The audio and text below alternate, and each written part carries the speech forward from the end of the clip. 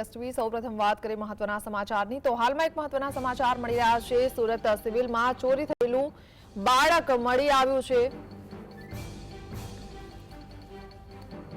તો ચોરાયેલું નવજાત બાળક મળી આવતા પરિવારજનોએ હાશકારો અનુભવ્યો છે। બાળકની ચોરી કરનાર મહિલાને પણ ઝડપી લેવામાં આવી છે।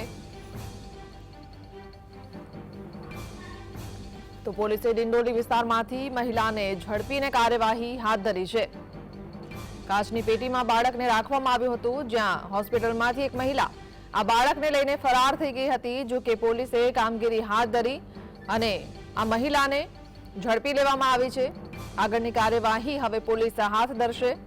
સંવાદદાતા શાહીસ જોડાયા છે। શાહીસ, ચોરાયેલું બાળક મળી આવ્યું છે, આ મહિલા કોણ હતી અને કેમ તેણે આ બાળકની ચોરી કરી?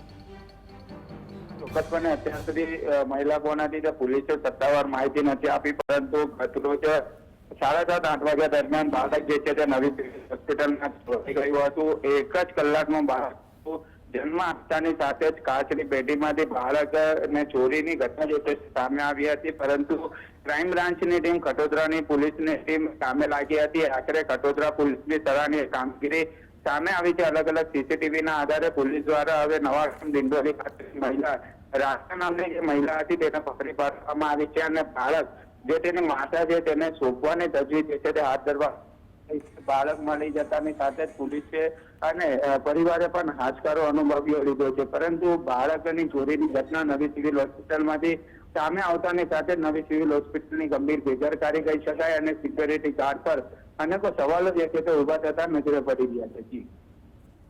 જી શાહીસ, આભાર।